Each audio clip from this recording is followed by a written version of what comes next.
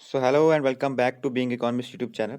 तो जैसा आपको पता है यहाँ पे मैं आपको प्रोवाइड करवा रहा हूँ जेके एसएसबी फाइनेंस अकाउंट असिस्टेंट का आपका जो इकोनॉमिक्स वाला पार्ट है उसके सभी लेक्चर्स जो हैं आपको अवेलेबल हैं यहाँ पे। एमसीक्यू सीरीज चल रही है। मॉक टेस्ट बहुत जल्दी आपको यहाँ पे मिलेंगे। रिविजन्स जो होगी सभी टॉपिक की वो भी जल्दी आएगी। प्लस आपके जो कुछ इंपॉर्टेंट टॉपिक्स हैं उनको मैं डिस्कस करूँगा आपके साथ में। सभी टॉपिक्स जो हैं वो ऑलमोस्ट मैं यहाँ पे डिस्कस कर चुका हूँ। एक टॉपिक जो है वो आपका रह गया था। जो टॉपिक लेफ्ट है वो है आपका इकोनॉमिक रिफॉर्म इन इंडिया। ठीक है, ये टॉपिक रह चुका था, इसके बारे में मुझे पता नहीं था। कुछ स्टूडेंट ने मुझे मैसेज करके ये बोला कि ये टॉपिक जो है अभी रहता है, इस टॉपिक को पढ़ाएं। तो इस टॉपिक को आज खत्म करेंगे। टॉपिक का आपका नाम है इकोनॉमिक रिफॉर्म इन इंडिया। ठीक है, उससे पहले मैं आपको बता दूं कि अगर आपने अभी तक चैनल को सब्सक्राइब नहीं किया, सब्सक्राइब कर लें। यहाँ पे मैं आपको डेली मॉक टेस्ट जो है आपके 10 मॉक टेस्ट जो है फ्री मॉक टेस्ट वो आपको प्रोवाइड करवाऊंगा। प्लस आपके सभी टॉपिक के जो एमसीक्यू हैं वो इस चैनल पे आपको मिल ही रहे हैं। 3 से 4 वीडियोस जो हैं इसके ऊपर आ चुकी हैं, कंटिन्यू वीडियोस आएंगी। सभी लेक्चर्स जो हैं, सभी टॉपिक्स, उनकी वीडियो जो उनके जो एमसीक्यू हैं वो भी डिस्कस करेंगे हम। और मैं आपको बता दूं कि चैनल आप अगर आप ये जो पीडीएफ्स वगैरह होते हैं इन टॉपिक्स के वो मैं टेलीग्राम पे जो है शेयर करता हूँ। टेलीग्राम का लिंक जो है वो डिस्क्रिप्शन में है। और इंस्टाग्राम पे भी ज़रूर जाके फॉलो करें। अगर आपको अपडेट्स चाहिए, नेक्स्ट लेक्चर की जो अपडेट्स होती हैं वो मैं सारी अपडेट्स वहाँ पे शेयर करता हूँ। इस टॉपिक को जल्दी से स्टार्ट करेंगे, ज़्यादा टाइम नहीं वेस्ट करेंगे। तो जो आपका टॉपिक टॉपिक है वो है इकोनॉमिक रिफॉर्म इन इंडिया। तो सबसे पहले हम समझेंगे कि ये इकोनॉमिक रिफॉर्म्स क्या है। इकोनॉमिक रिफॉर्म जो ये टर्म है इसका क्या मतलब है। और जब भी हम इकोनॉमिक रिफॉर्म्स इन इंडिया की बात करते हैं तो हम सीधी बात जो करते हैं वो करते हैं 1991 की। ठीक है, क्यों हम 1991 को जो है कंसीडर करते हैं इकोनॉमिक रिफॉर्म्स इन इंडिया। ठीक है, क्या 1991 से पहले की क्या सिचुएशन थी और 1991 के बाद की क्या सिचुएशन है, इन सब चीज़ों को डिस्कस करेंगे। और साथ में ये भी जानेंगे कि क्यों ज़रूरत पड़ी इन इकोनॉमिक रिफॉर्म्स की। ठीक है, तो जो नेक्स्ट हमारी वीडियो होगी, वीडियो चाहे जितनी भी लंबी होगी, हम पूरा जो ये टॉपिक है वो अच्छे से कवर करेंगे। जैसा आपको पता है कि जो हर एक टॉपिक होता है वो एक ही वीडियो में ख़त्म करने की कोशिश करता हूँ, एक ही वीडियो में उसको कवर करते हैं। तो इस वीडियो में भी इस टॉपिक को जो है पूरा कवर करेंगे, वीडियो चाहे भी जितना भी लंबा हो। तो इकोनॉमिक रिफॉर्म इन इंडिया, सबसे पहले ये जो कुछ टर्म्स मैंने लिखी हुई हैं इनके साथ में हम समझेंगे। ठीक है, जब हम इकोनॉमिक रिफॉर्म्स की बात करते हैं तो हमारा मतलब होता है इकोनॉमिक रिफॉर्म्स जो हैं वो इकोनॉमिक एक्टिविटीज़ में लाए जाते हैं। ठीक है, इकोनॉमिक रिफॉर्म्स का मतलब है कुछ ऐसे रिफॉर्म्स जो इकोनॉमिक एक्टिविटीज़ को अफेक्ट करें या इकोनॉमिक एक्टिविटीज़ को इम्प्रूव करें। ठीक है, इकोनॉमिक एक्टिविटीज़ से हमारा मतलब है इन्वेस्टमेंट, प्रोडक्शन, कंजम्पशन, डिस्ट्रीब्यूशन। ये बेसिक चीज़ें हैं। जब मैंने फर्स्ट लेक्चर लिया था बेसिक टर्म्स के ऊपर तब से ये मैं आपको पढ़ाता आ रहा हूँ। हर वीडियो में ये मैं आपके साथ में डिस्कस करता हूँ। तो अब इकोनॉमिक रिफॉर्म और इकोनॉमिक एक्टिविटीज़ का क्या कनेक्शन है वो चीज़ समझेंगे। जो इकोनॉमिक रिफॉर्म है और जो इकोनॉमिक एक्टिविटीज़ हैं, जब तक इकोनॉमिक रिफॉर्म्स की हम बात करते हैं उसका सीधा मतलब यही है कि इकोनॉमिक एक्टिविटीज़ में हम रिफॉर्म करते हैं। इकोनॉमिक एक्टिविटीज़ से इकोनॉमिक रिफॉर्म से इकोनॉमिक एक्टिविटीज़ पे कैसे फ़र्क पड़ता है उस चीज़ के ऊपर मैं डिस्कस करूँगा आपसे पहले, क्योंकि कंसेप्ट को समझने के लिए आपको ये चीज़ें जानना बहुत ज़रूरी है। हम इन्वेस्टमेंट की बात करेंगे, सबसे पहले इन्वेस्टमेंट की बात करेंगे। इन्वेस्टमेंट एक इंपॉर्टेंट फैक्टर होता है इकोनॉमिक रिफॉर्म में। ठीक है, इकोनॉमिक एक्टिविटीज़ का इंपॉर्टेंट फैक्टर जो है वो एक इन्वेस्टमेंट है। अगर हम 1991 का जो इकोनॉमिक रिफॉर्म है उसकी बात करें तो इन्वेस्टमेंट एक ऐसा इंडिकेटर था, एक ऐसा एलिमेंट था जो बहुत ज़्यादा इफेक्ट हुआ था उस रिफॉर्म के बाद में।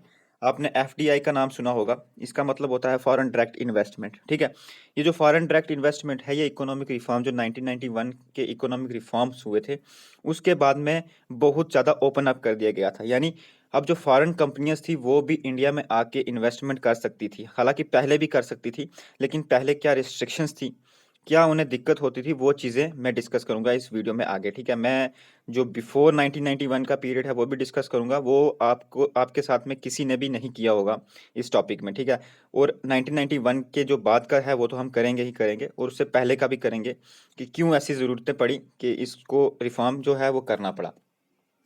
तो मैं बात कर रहा था इन्वेस्टमेंट की। तो इन्वेस्टमेंट में किस तरह से इकोनॉमिक रिफॉर्म जब आए और वो इसको इफेक्ट किया गया, तो जो इन्वेस्टमेंट है वो आपका वाया एफडीआई जो है बहुत ज़्यादा इफेक्ट हुआ। एफडीआई है जो मोर देन 70% जो है ओपन अप कर दिया गया था 1991 के बाद में। बहुत सारी ऐसी फील्ड्स थी, बहुत सारे ऐसे सेक्टर्स थे जो कि पहले जिनमें इन्वेस्टमेंट नहीं किया जा सकता था। कौन नहीं कर सकता था? फॉरेन कंपनीज जो थी वो इन्वेस्टमेंट नहीं कर सकती थी इन जो सेक्टर्स थे, क्योंकि जब से ही हमारा 1991 जो फर्स्ट 5 ईयर प्लान हमारा शुरू हुआ था 1951 सॉरी 1951 के बाद से ही हमने एक सोशलिस्टिक मॉडल जो है वो अडॉप्ट किया था हमारी इकोनॉमी के लिए, ठीक है। सोशलिस्ट मॉडल अडॉप्ट करने का मतलब ये है कि गवर्नमेंट जो है वो फुल्ली या पार्शली कंट्रोल करती है इकोनॉमिक एक्टिविटीज़ को। इकोनॉमिक एक्टिविटीज़ फिर से यही जो मैंने अभी डिस्कस की, प्रोडक्शन, कंजम्पशन, इन्वेस्टमेंट, डिस्ट्रीब्यूशन, ये सब। तो जब गवर्नमेंट इन चीज़ों को रन करती है, गवर्नमेंट का इन चीज़ों के ऊपर कंट्रोल होता है, तो गवर्नमेंट का इस चीज़ के ऊपर भी कंट्रोल होता है कि किस सेक्टर में किस कंपनी का, किस ऑर्गेनाइजेशन का कितना इन्वेस्टमेंट हो, या वो कितनी शेयर्स जो है दूसरी जो कंपनीज हैं उनके साथ में शेयर करे, ठीक है। यानी जो एक कंपनी है वो अपना शेयर जो है किस किस के साथ में डिस्ट्रीब्यूट करे, ये भी गवर्नमेंट देखती है। तो जैसा कि हमने 1951 के बाद से सोशलिस्ट मॉडल अडॉप्ट किया था, तो ये जो एफडीआई है ये बहुत ज़्यादा रिस्ट्रिक्टेड था, यानी बहुत कम एफडीआई था, ठीक है। कुछ ही सेक्टर्स में, वो भी लाइसेंसिंग के बाद में ये होता था, ठीक है। अब ये मैं आपको बता दूं, आपने सबसे पहले कि आपने ये टर्म तो सुनी है एलपीजी, ठीक है। इसके बारे में आपको बताया गया होगा बहुत सारी वीडियोस में, लेकिन इसको मैं अच्छे से आपको एक्सप्लेन करके बताऊंगा कि ये क्या चीज़ है। लेकिन आपको ये नहीं बताया गया होगा कि इससे पहले क्या था, ठीक है। मैं आपसे डिस्कस करूंगा कि एलपीजी से पहले क्या था। एलपीजी से पहले आपका था एलपीक्यू, ठीक है, यानी लाइसेंसिंग परमिट कोटा, ठीक है। यानी जो आपका इन्वेस्टमेंट होगा, जो आपका प्रोडक्शन का प्रोसेस होगा, जो आपने एक कंपनी लगानी है, ठीक है, वो किसके बेस पे होगी? लाइसेंसिंग। एल मतलब लाइसेंसिंग, ठीक है, आपको लाइसेंस लेना पड़ेगा। पी मतलब परमिट, ठीक है, परमिट आपको उसका चाहिए। आपने देखा होगा हर एक चीज़ के लिए परमिट होता है। एक मतलब हमारे पास में एक ऐसा सर्टिफिकेट होता है जो हम दिखाते हैं अपने वर्क के लिए, ठीक है, कि ये हमारे पास में परमिट है, ये हमें अलो है गवर्नमेंट की तरफ से कि हम इस काम को कर सकते हैं। इसी तरह से क्यों यानी कोटा, कि आपको कुछ कोटा जो है वो गवर्नमेंट की तरफ से मिलता है, तभी आप इसमें आगे कंपनी अपनी सेटअप कर सकते हैं। तो यानी आपको एलपीजी से पहले भी पढ़ना है कि एलपीजी से पहले क्या था आपका एलपीक्यू, यानी लाइसेंसिंग परमिट कोटा, ठीक है। अब मैं बात कर रहा था आपके साथ में इन्वेस्टमेंट की, ठीक है। मैंने इन्वेस्टमेंट का वाला प्रोस्पेक्टिव आपके साथ में डिस्कस किया। मैं प्रोडक्शन की बात करूं तो प्रोडक्शन जो टेक प्लेस होती है 1991 से पहले, ठीक है, वो भी फुल्ली गवर्नमेंट कंट्रोल या पार्शली गवर्नमेंट कंट्रोल में होती थी, ठीक है। यानी किन चीज़ों की प्रोडक्शन करनी है, कितनी प्रोडक्शन करनी है और किसके लिए प्रोडक्शन करनी है, ये चीज़ें मैं आपको क्लियर होनी चाहिए, मैंने पहले से ही पढ़ाई हुई हैं। यानी what to produce, how to produce and for whom to produce, ठीक है। ये किसके लिए कितना और क्या हमें प्रोड्यूस करना है, ये गवर्नमेंट डिसाइड करती थी, ठीक है, प्रोडक्शन में। लेकिन इकोनॉमिक रिफॉर्म्स जो हैं इस चीज़ में भी चेंजेस लाते हैं, इस चीज़ को भी इफेक्ट करते हैं कि आप जो प्रोडक्शन है वो अपनी मर्जी से कर सकते हैं। मतलब कैपिटलिस्ट इकोनॉमी की तरफ हम जब जाते हैं, मैं आपको बता दूं, मैंने planning versus market economy already आपको पढ़ाया हुआ है, तो ये कंसेप्ट उसी के हैं, ठीक है। प्लानिंग वर्सेस मार्केट इकोनॉमी हमने देखा था। प्लानिंग जो है उसमें प्रोडक्शन जो है वो गवर्नमेंट के हाथ में होती है, और जो कैपिटल सॉरी अपना दूसरा मार्केट जो है जिसको हम कैपिटलिस्ट भी बोलते हैं, वो आपके किसके हाथ में होती है? हम यानी जो कैपिटलिस्ट्स होते हैं, जो इंडस्ट्रियलिस्ट होते हैं, जो इंडिविजुअल प्रोडक्शन होल्डर्स होते हैं, अपने फर्म्स होते हैं, उनके हाथ में होती है, ठीक है। इसी तरह से ये दो एस्पेक्ट्स मैंने बताई आपको। इसी तरह से डिस्ट्रीब्यूशन का जो होता है, ये भी जो है गवर्नमेंट के हाथ में होता है 1991 से पहले, हम कहें कंप्लीटली या पार्शली, वो भी बहुत ज़्यादा इफेक्ट होता है 1991 के रिफॉर्म्स के बाद। इसी तरह से कंजम्पशन पैटर्न, आपने आज तक ये चीज़ नहीं सोची होगी कि किस तरह से आपकी कंजम्पशन जो है वो इफेक्ट होती है। तो मैं आपको बता दूं, आपकी कंजम्पशन जो है वो भी फुल्ली इफेक्टेड होती है पॉलिसीज से, ठीक है, जो गवर्नमेंट पॉलिसीज होती हैं। मैं एक एग्जांपल लूं तो आप यहाँ पे एग्जांपल ले सकते हैं टैक्स की, ठीक है। एक टैक्स सिस्टम जो है आपकी कंजम्पशन को बहुत ज़्यादा इफेक्ट करता है। अगर ये टैक्स राइज होंगे तो आपकी कंजम्पशन जो है इसके ऊपर डायरेक्ट इफेक्ट पड़ता है। यानी अगर टैक्सेस आपको ज़्यादा पे करने होंगे, सपोज दैट इनकम टैक्स, अगर इनकम टैक्स आप ज़्यादा पे कर रहे हैं, तो आपके पास में जो डिस्पोजेबल इनकम है, डिस्पोजेबल इनकम ऐसी इनकम होती है जो सभी टैक्सेस पे करने के बाद में आपके पास में बचती है, जिसको आप जो है खर्च कर सकते हैं, ठीक है, अपने लिए। तो ये जो डिस्पोजेबल इनकम होती है, अगर ये टैक्सेस बढ़ जाते हैं तो ये डिस्पोजेबल इनकम जो है आपकी कम हो जाती है, जो डायरेक्टली इफेक्ट करती है आपकी कंजम्पशन को, ठीक है। ये समझ आ गया आपको? तो इसका मतलब ये है कि इकोनॉमिक रिफॉर्म्स या फिर जो इकोनॉमिक पॉलिसीज होती हैं वो हमारी कंजम्पशन को भी डायरेक्टली या इनडायरेक्टली जो है अफेक्ट करती हैं। अभी तक मैंने आपको समझाया कि कैसे ये इकोनॉमिक रिफॉर्म्स जो हैं वो इकोनॉमिक एक्टिविटीज़ के साथ में जुड़े हुए हैं, और ये इकोनॉमिक रिफॉर्म जो हैं किस लिए किए जाते हैं कि ताकि इन इकोनॉमिक एक्टिविटीज़ को अफेक्ट किया जाए पॉजिटिव वे में, ठीक है। पॉजिटिव वे में यानी अगर कहीं ये जो चारों मैंने एलिमेंट्स बताए ये हर्डल कर रहे हैं, रिस्ट्रिक्टेड कर रहे हैं किसको, इकोनॉमिक ग्रोथ को। तो इनको जो है करेक्ट किया जाए, ठीक है, ताकि ये एडवर्स इफेक्ट जो है आपकी इकोनॉमिक ग्रोथ के ऊपर ना डालें और आपकी ग्रोथ जो है वो अच्छे से हो, ठीक है। तो इकोनॉमिक रिफॉर्म जो है आपके माइंड में हमेशा ये होना चाहिए कि जो इकोनॉमिक रिफॉर्म है वो हमेशा पॉजिटिव एस्पेक्ट में होते हैं, यानी उनको हम पॉजिटिव वे में लेते हैं, ठीक है। अब हम बात करेंगे कि ये जब भी हम इकोनॉमिक रिफॉर्म्स की बात करते हैं तो हम सिर्फ 1991 की ही बात क्यों करते हैं, उससे पहले के रिफॉर्म्स की बात क्यों नहीं करते, या उसके बाद का कोई रिफॉर्म जो है उसकी बात क्यों नहीं करते। वो इसलिए क्योंकि इंडिया में अभी तक ऐसा कोई मेजर रिफॉर्म नहीं है जो हम 1991 की प्लेस पे देख सकें। यानी 1991 ही एक ऐसा रिफॉर्म है जिसके बाद में इंडियन इकोनॉमी की ग्रोथ जो है वो ज़्यादा तेज़ी से हुई। और उस टाइम पे इकोनॉमिक ग्रोथ जो है होना ज़रूरी, उस टाइम पे मतलब ये जो रिफॉर्म्स हैं ये लाना बहुत ज़रूरी थे। क्यों ज़रूरी थे वो भी मैं इस वीडियो में आगे डिस्कस करूंगा। तो आपको ये अपने माइंड में याद होना चाहिए कि 1991 का जो रिफॉर्म है ये अपने आप में एक मेजर रिफॉर्म है, जिसकी वजह से हम इसे जब भी इकोनॉमिक रिफॉर्म इन इंडिया पढ़ते हैं तो मेनली जो है 1991 के ऊपर ही कंसंट्रेट करते हैं, ठीक है। अब थोड़ा सा नेक्स्ट चलेंगे, इसमें सबसे पहले देखेंगे मीनिंग, ठीक है। आपका इकोनॉमिक रिफॉर्म्स का क्या मीनिंग होता है। तो यहाँ पे आपको दिख रहा है economic reform means change in the set of policies and rules and regulations from one period of from to another to achieve economic growth. यानी वही जो मैंने आपको ऊपर बताया कि इकोनॉमिक ग्रोथ को अटेन करने के लिए, अचीव करने के लिए हम कुछ रूल्स एंड रेगुलेशंस जो हैं या फिर पॉलिसीज जो हैं वो सेट करते हैं, ठीक है। अब वो पॉलिसीज क्या होंगी वो भी हम डिस्कस करेंगे। 1991 के बाद में ऐसी कौन सी पॉलिसीज बनी जिन्होंने इकोनॉमिक ग्रोथ को बूस्ट अप किया, ठीक है, वो सब चीज़ें भी डिस्कस करेंगे। आखिर 1991 के बाद में ऐसा क्या हुआ था कि उसे मेजर रिफॉर्म में हम जो है आज भी काउंट करते हैं, ठीक है। इन सब चीज़ों को देखेंगे। उससे पहले एक चीज़ बता दूं, यहाँ पे एक चीज लिखी दिख रही है टू फेसेस, ठीक है। हम बिफोर 1991 की भी डिस्कशन करेंगे और आफ्टर 1991 की भी डिस्कशन करेंगे, ठीक है। बिफोर पहले क्या था और बाद में क्या रिफॉर्म्स हुए वो चीजें भी हम डिस्कस करेंगे, ठीक है। अब नीचे आपको दिख रहा होगा reasons why economic reforms are introduced in India, ठीक है। जैसे मैंने आपको ऊपर बताया था कि क्यों जरूरत पड़ी, ये जो इकोनॉमिक रिफॉर्म्स की क्यों जरूरत पड़ी इंडिया में, तो ये जो 1991 का रिफॉर्म हमें लाना पड़ा, ऐसी क्या जरूरत, क्या रीजंस थे इसके पीछे, ठीक है।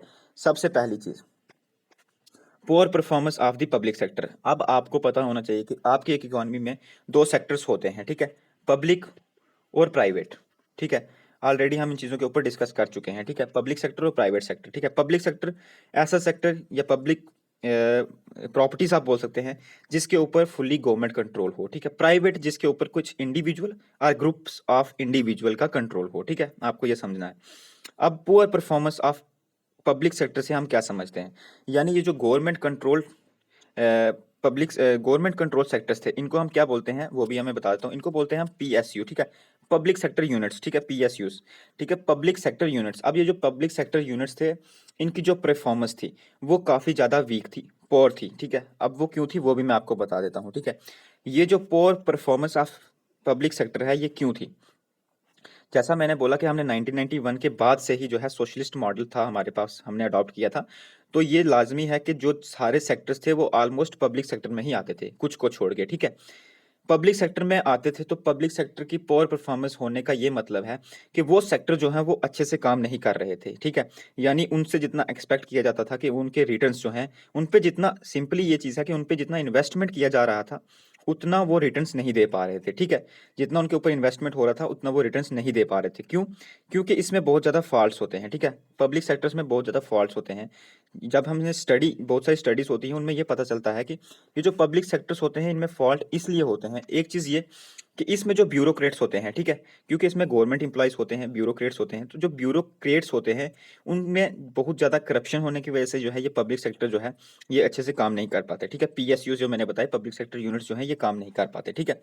दूसरा, दूसरी चीज़ ये कि लैक ऑफ इंसेंटिव्स होता है इसमें, ठीक है, लैक ऑफ इंसेंटिव्स।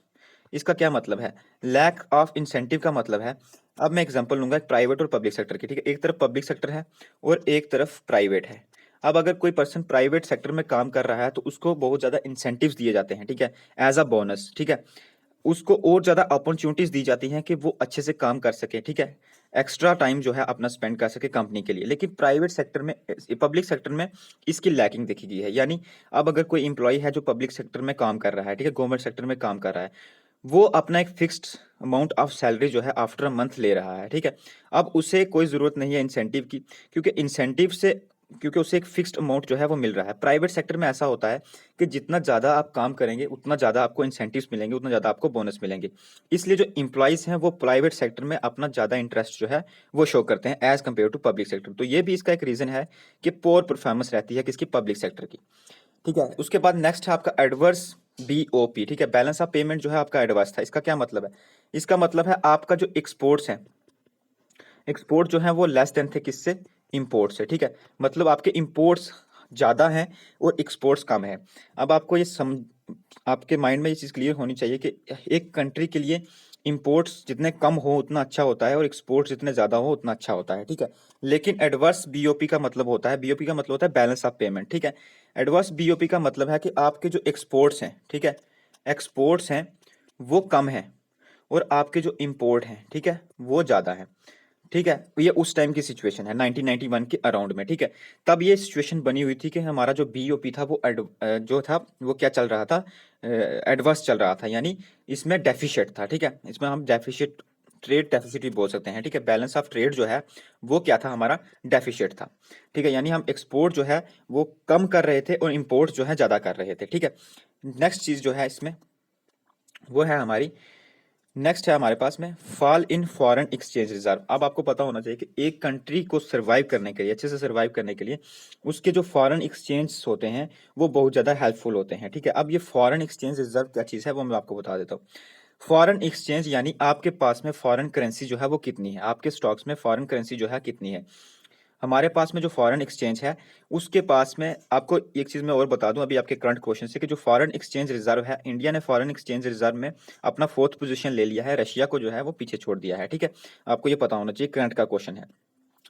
तो उस टाइम पे हमारा जो फॉरेन एक्सचेंज रिजर्व था बहुत कम था, यानी हमारे पास में दूसरी कंट्रीज की जो करेंसीज थी वो बहुत कम थी, ठीक है। दूसरी कंट्रीज की करेंसी से ये मतलब है कि जब हम कुछ चीज़ दूसरी कंट्री से लेते हैं, यानी इंपोर्ट करनी होती है, तो हम उन्हें अपनी कंट्री, हमारे अपनी करेंसी में अगर पे करेंगे तो हमें ज़्यादा पे करना पड़ेगा। लेकिन अगर हम उनकी करेंसी में पे करेंगे तो हमें कम पे करके उनमें से ज़्यादा जो है हम चीज़ों को ले सकते हैं। तो एक तो फॉरेन जो रिजर्व है हमें इस चीज़ में काम आता है, ठीक है।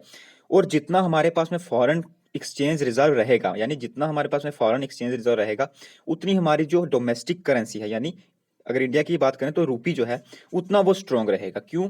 क्योंकि हमारे पास में फॉरेन करेंसी का जो रिजर्व है वो ज़्यादा है, ठीक है। अब ये फॉरेन एक्सचेंज रिजर्व कैसे बढ़ता है ये भी आपको पता होना चाहिए। जब कोई दूसरी कंट्री हमसे सामान लेती है, यानी हम जब एक्सपोर्ट करते हैं तो वो हमें अपनी करेंसी में पे करती है, इससे भी हमारा स्टॉक एक्सचेंज जो है बढ़ता है। दूसरी चीज़ ये, जब हमारे जो फॉरेन कंट्रीज में जो हमारे एम्प्लॉयज़ काम कर रहे हैं, ठीक है, फैक्टर्स जो हमारे अब्रॉड काम कर रहे हैं, जब वो अपनी पेमेंट्स जो है वहाँ से सेंड करते हैं अपनी होम कंट्री में, यानी डोमेस्टिक कंट्री में, अगर इंडिया में अगर वो करेंगे तो वो भी एक्सचेंज करेंगे पहले एक्सचेंज से, ठीक है, फॉरेन रिजर्व से एक्सचेंज करेंगे, तो इससे भी हमारा स्टॉक एक्सचेंज जो है वो बढ़ता है। तो उस टाइम पे जो है हमारा ये जो एक्सचेंज है ये बहुत ज़्यादा कम था, ठीक है। उसके बाद है हुज डेट ऑन गवर्नमेंट, यानी गवर्नमेंट के ऊपर जो है उस टाइम पे बहुत ज़्यादा कर्ज था, ठीक है। पांचवी चीज़ है इन्फ्लेशनरी प्रेशर, यानी प्राइसेस जो हैं हर एक चीज़ के बहुत ज़्यादा थे, इन्फ्लेशनरी प्रेशर बहुत ज़्यादा था। ये जो है ये 5 रीज़न हैं कि उस टाइम पे हमें नीड थी कि हमें इकोनॉमिक रिफॉर्म्स जो है वो लाए जाएँ, इकोनॉमिक रिफॉर्म जो है वो किए जाएँ, ठीक है। ये 5 चीज़ें आपको समझ तो आ गई कि किस वजह से हमें जो है रिफॉर्म्स लाना पड़ा, ठीक है। अब ये आप सिचुएशन जो है इसको आप 1991 के पहले की सिचुएशन के साथ जोड़ सकते हैं। ये एक सिचुएशन है, बाकी लाइसेंसिंग या फिर परमिट या कोटा के लिए मैं अलग से आपको समझाऊंगा। लेकिन आपके माइंड में ये होना चाहिए कि 1991 से पहले जो है सिचुएशन कुछ इस तरह की बनी हुई थी, इस तरह की डेंस सिचुएशंस थी। कुछ इकोनॉमिस्ट का ये कहना है कि तब के जो फॉरेन रिजर्व हैं, ठीक है, यानी हम जो हमारे पास में फॉरेन रिजर्व थे वो सिर्फ इतने थे, वो सिर्फ 3 वीक्स तक के फॉरेन रिजर्व थे। यानी हम सिर्फ जो हम बाहर से चीज़ें एक्सपोर्ट कर रहे थे, हमारे पास में इतना पैसा था कि हम सिर्फ 3 वीक्स तक का बाहर से जो इम्पोर्ट है वो कर सकते थे, इससे ज़्यादा रिजर्व जो है हमारे पास में नहीं बचे थे, ठीक है। अब उसके बाद में क्या होता है, उसके बाद में हम रिफॉर्म्स लाते हैं 1991 के, ठीक है। 1991 के रिफॉर्म्स लाते हैं। अब 1991 के रिफॉर्म्स जब भी आप पढ़ते हैं तो आपको एक चीज़ पढ़ाई जाती है, वो है आपकी एलपीजी, ठीक है, यानी लिबरलाइजेशन, प्राइवेटाइजेशन और ग्लोबलाइजेशन। लेकिन आपको ये टर्म्स जो है अच्छे से समझाई नहीं जाएगी, किसी ने नहीं समझाई होंगी। आज मैं आपको ये टर्म्स जो है अच्छे से समझाऊंगा, विद एग्जांपल समझाऊंगा, ठीक है। तो सबसे पहले जो है हम देखेंगे लिबरलाइजेशन को, ठीक है। सबसे पहले जो टर्म्स हम समझेंगे वो है लिबरलाइजेशन। ये पूरा मॉडल समझने के लिए इसको समझना बहुत जरूरी है, ठीक है।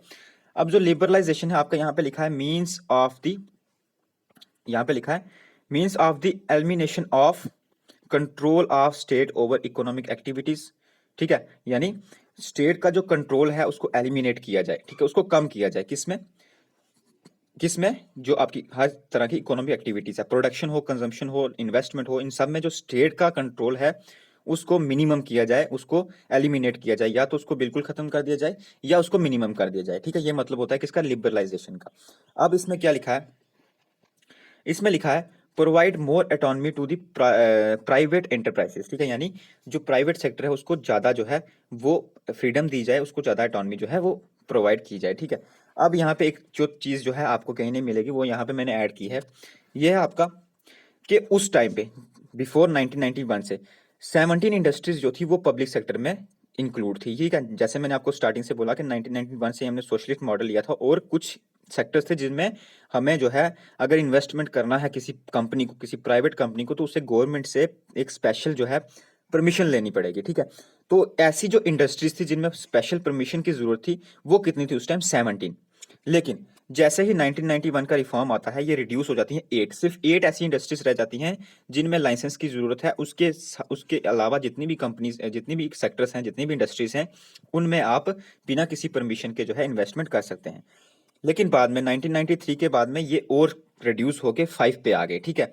और अगर आप अभी कुछ बुक्स में पढ़ेंगे तो कुछ बुक्स में ये लिखा है कि अभी ये जो है 3 इंडस्ट्रीज ही ऐसी हैं जिनमें गवर्नमेंट की परमिट की जरूरत है, जैसे एटॉमिक एनर्जी हो गया, mineral specified to atomic energy, या फिर रेलवे में, ठीक है। तो ये कुछ सेक्टर्स हैं जहां पे अभी भी लाइसेंस की जरूरत है। इसके अलावा जितने भी सेक्टर्स हैं, जितनी भी इंडस्ट्रीज हैं, उनको ओपन अप कर दिया गया था किसके लिए? प्राइवेट इन्वेस्टमेंट के लिए, ठीक है। ये चीज आपको समझ आ गई। नेक्स्ट यहाँ पे लिखा है प्राइवेटाइजेशन, ठीक है। अब इसमें आपको ये समझना है प्राइवेटाइजेशन क्या चीज है, ठीक है। यहाँ पे लिखा है is a process by which the government transfer the production the government transfer the productive activities from the public sector to private sector, ठीक है। यानी जिसमें एक गवर्नमेंट के हाथ में से या फिर गवर्नमेंट जो है प्राइवेट सेक्टर को ज्यादा जो है वो फ्रीडम देती है as compare to public sector, ठीक है। ये प्राइवेटाइजेशन का मतलब है, ठीक है। अब देखो, आपको प्राइवेटाइजेशन सबने पढ़ाया होगा, लेकिन प्राइवेटाइजेशन कैसे किया जाता है ये नहीं किसी ने बताया होगा, ठीक है। अब मैं आपको एक चीज बता दूं, सबसे पहले जो ये प्राइवेटाइजेशन का प्रोसेस है, मेजर प्रोग्राम जो है, ये अडॉप्ट किया था यूके ने, ठीक है। यूके की जो कंजर्वेटिव गवर्नमेंट थी उसने सबसे पहले ये मॉडल अडॉप्ट किया था 1980s में, जिसमें उन्होंने इंक्लूड किया था railway, aerospace, oil, telecommunication, mining जैसे कुछ सेक्टर्स थे जिनको प्राइवेटाइजेशन करके प्राइवेट सेक्टर को ये अलो कर दिया गया था कि वो उसमें इन्वेस्टमेंट कर सकते हैं, ठीक है। अब इसके कुछ मेथड्स होते हैं, प्राइवेटाइजेशन जो है उसके कुछ मेथड्स होते हैं, किस तरह से प्राइवेटाइजेशन जो है वो टेक प्लेस करती है, ठीक है। तो सबसे पहला आपको दिख रहा है आईपीओस, यानी इनिशियल पब्लिक ऑफरिंग। ये क्या चीज है? ये है कि जो ऐसी कंपनी, कुछ ऐसी इंडस्ट्री जिन्होंने आज तक अपनी कुछ भी शेयर जो है वो प्राइवेट सेक्टर को नहीं दिए, यानी वो फुल्ली पब्लिक सेक्टर में थी पहले, ठीक है, वो फर्स्ट टाइम जो है अपने शेयर्स जो है वो इशू कर रही है। इसकी एग्जांपल एलआईसी है आपकी, ठीक है। एलआईसी ने हाल ही में अभी जो लास्ट आपका बजट आया उसमें ये बताया गया कि एलआईसी जो है उसके उसका कुछ शेयर जो है उसको प्राइवेट किया जाएगा, ठीक है, वो फर्स्ट टाइम कर रही है। तो यानी ये आईपीओ है, इनिशियल पब्लिक ऑफरिंग है। जो कंपनी फर्स्ट टाइम अपने शेयर्स इशू करती है, यानी जो फर्स्ट टाइम अपने आप को प्राइवेट प्राइवेट करने जा रही है, ठीक है, प्राइवेटाइज करने जा रही है, ऐसी कंपनीज को आईपीओ में बोलते हैं, ठीक है। ये एक मेथड है किसका? प्राइवेटाइजेशन का। इसी तरह से स्ट्रेटेजिक सेल, यानी कुछ ऐसी स्ट्रेटेजिक सेल की जाए, सबको ना किया जाए, कुछ स्ट्रेटेजिक सेल की जाए, या सेल्स टू फॉरेनर्स, मतलब कुछ ऐसी कंपनीज भी होती हैं जिसमें फॉरेनर्स का शेयर जो है वो ज्यादा होता है। अब मैं बता दूं कि कुछ ऐसी कंपनीज हैं जिसमें ये अलाउ कर दिया गया है कि फॉरेनर्स जो हैं वो अप टू 70% जो है इन्वेस्टमेंट कर सकते हैं, ठीक है। यानी 70% तक का शेयर जो है 70% तक का शेयर जो है वो फॉरेनर्स को दिया जा सकता है कुछ कुछ इंडस्ट्रीज में, ठीक है। तो इसके बाद में नेक्स्ट टर्म है आपकी, होप ये आपको समझ आ गया होगा प्राइवेटाइजेशन का पूरा प्रोसेस कैसे कैसे होता है। सबसे पहले किसने किया? यूके ने किया 1980s में, ठीक है। अब यहाँ पे थर्ड टर्म है आपकी ग्लोबलाइजेशन। ये बिल्कुल इजी है। ग्लोबलाइजेशन यानी ऑटोमेटिक जब आपका लिबरलाइजेशन और प्राइवेटाइजेशन होगा तो आपकी जो डोमेस्टिक इकोनॉमी है जब वो फॉरेनर इकोनॉमी के साथ में इंटरकनेक्ट होगी तो इसी प्रोसेस को क्या बोलते हैं? ग्लोबलाइजेशन बोलते हैं।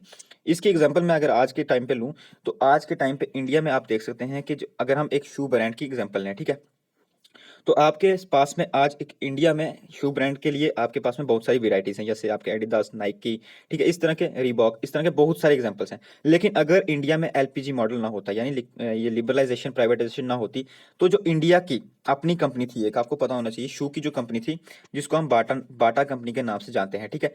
आप इंडिया में आपको सिर्फ यही शूज़ देखने को मिलता है जो आपकी डोमेस्टिक मैन्युफैक्चरिंग है, ठीक है। जो बाहर के शूज़ हैं ये आपको देखने को ना मिलते।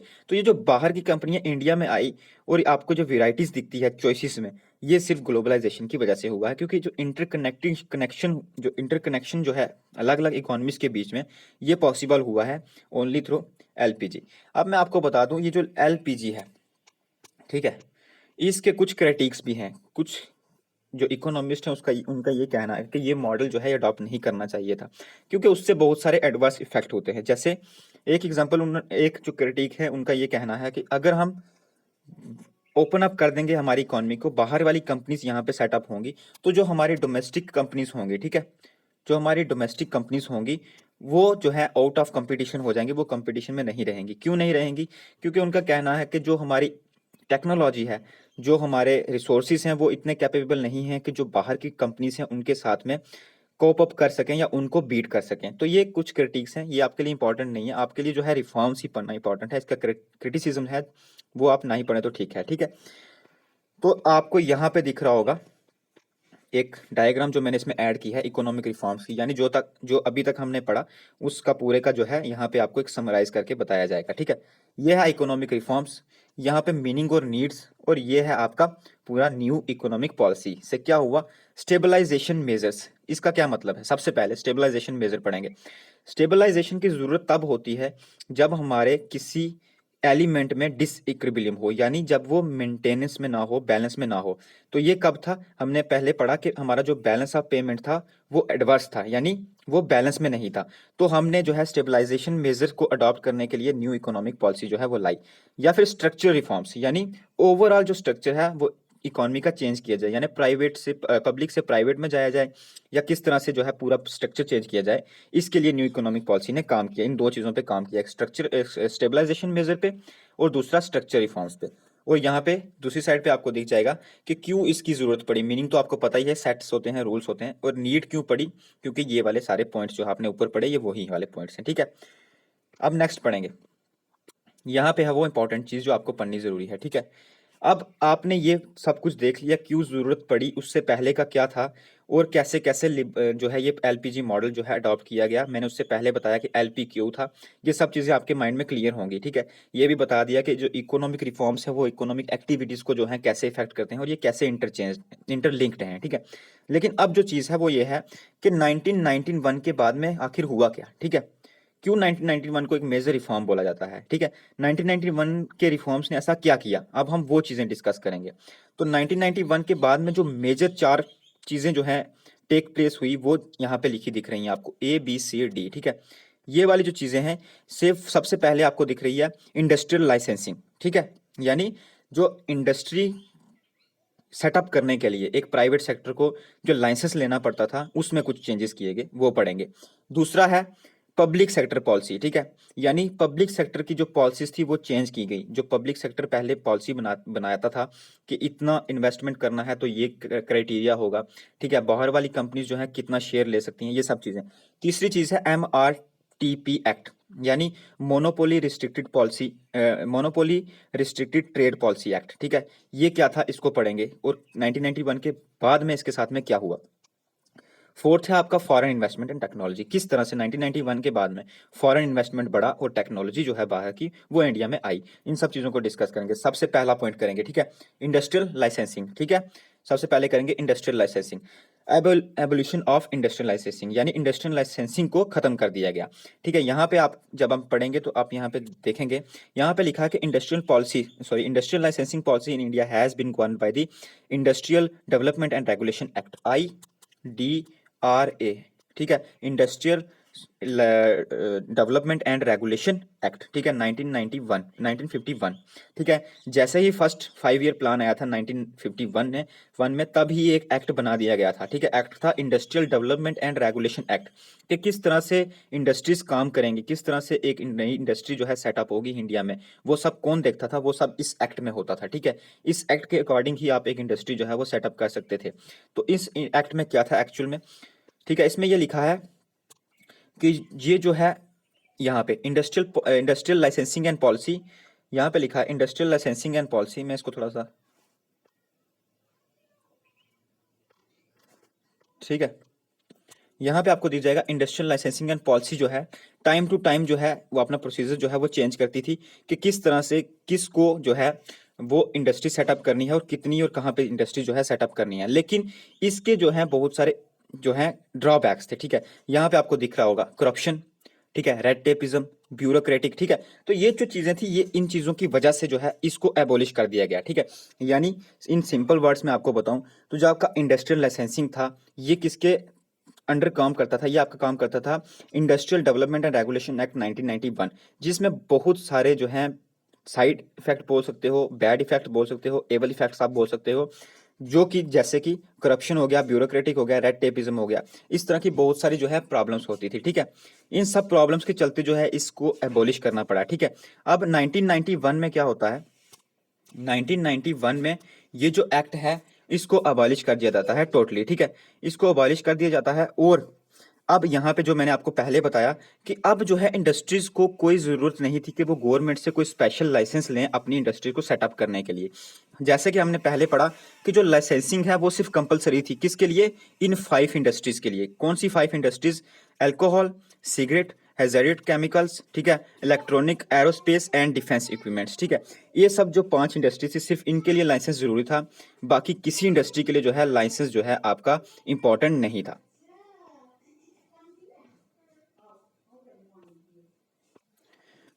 तो ये आपने देख लिया कि किस तरह से जो है डी लाइसेंसिंग की गई, ठीक है। यहाँ पे आप देख रहे होंगे डी लाइसेंसिंग की गई इंडस्ट्रीज में, ठीक है।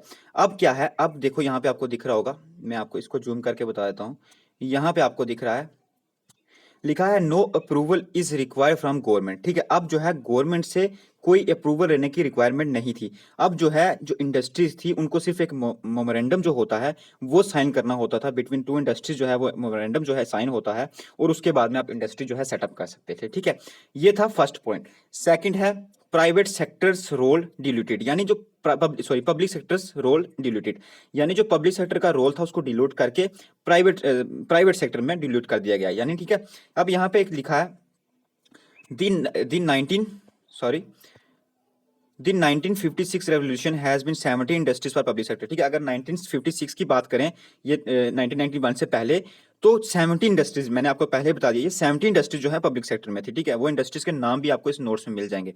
तो नोट्स जो है मैं आपको टेलीग्राम पे सेंड कर दूंगा, आप उसको इसकी टेंशन ना लें, ठीक है।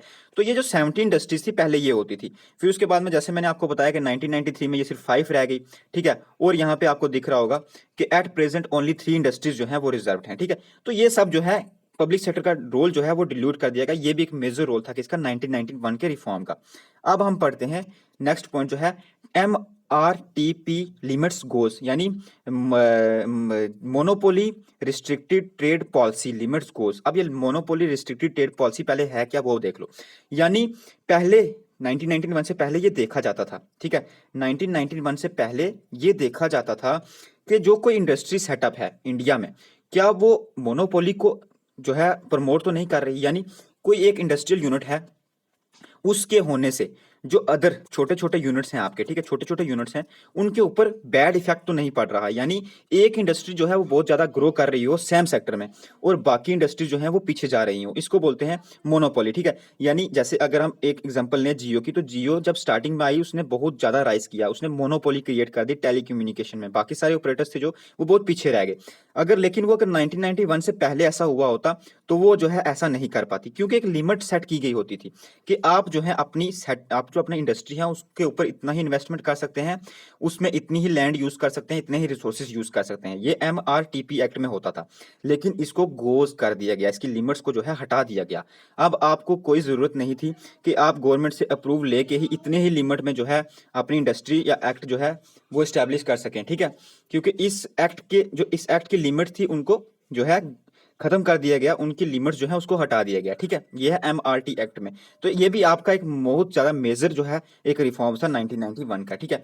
इसी तरह से आपको यहाँ पे दिख रहा होगा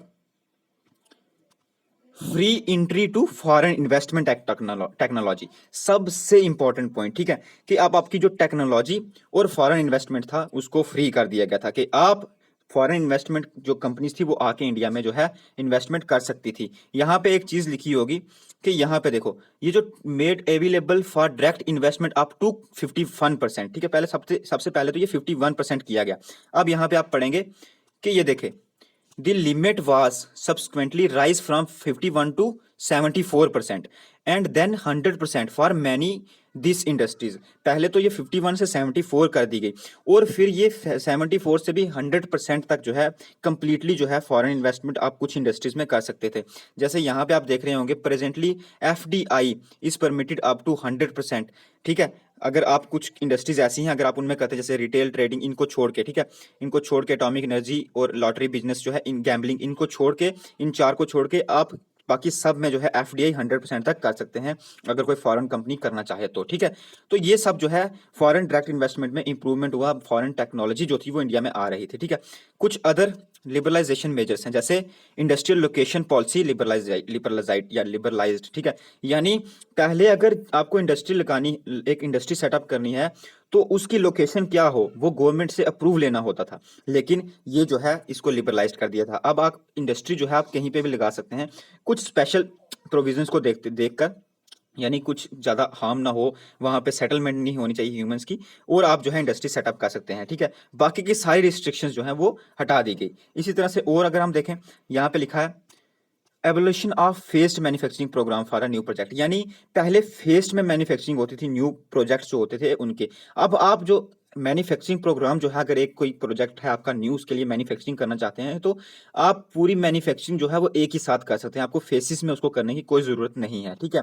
नेक्स्ट है आपकी removal of mandatory convertibility close, यानी कुछ ऐसे क्लोज थे, कुछ ऐसी इंपॉर्टेंट सर्टिफिकेशंस थे जिनको आपको कन्वर्ट करना होता था पहले, अब उनकी ज़रूरत जो है आपको बिल्कुल भी नहीं है आफ्टर 1991। तो ये सारे जो थे ये मेजर रिफॉर्म्स थे 1991 के, जो मैंने आपके साथ में डिस्कस किए। जो चीज़ें छूट जाएंगी इसके MCQ जब मैं लाऊंगा उसमें मैं आपके साथ में डिस्कस करूंगा। होप ये आपको बहुत अच्छे से समझ आया होगा। वीडियो आप जरूर लाइक करें, शेयर करें अपने फ्रेंड्स के साथ में, ठीक है। और मैं आपको बता दूं MCQ सीरीज जो है वो जल्दी मैं इस चैनल पे लाऊंगा। ये वाला PDF जो है आपको टेलीग्राम पे मिल जाएगा, इंस्टाग्राम पे भी मिल जाएगा, और MCQ के साथ साथ आपको 10 फ्री मॉक टेस्ट जो है इस चैनल पे मिलने वाले हैं। चैनल आप जरूर सब्सक्राइब करें, ठीक है, और इस वीडियो को ज़्यादा से ज़्यादा शेयर करें। Thank you.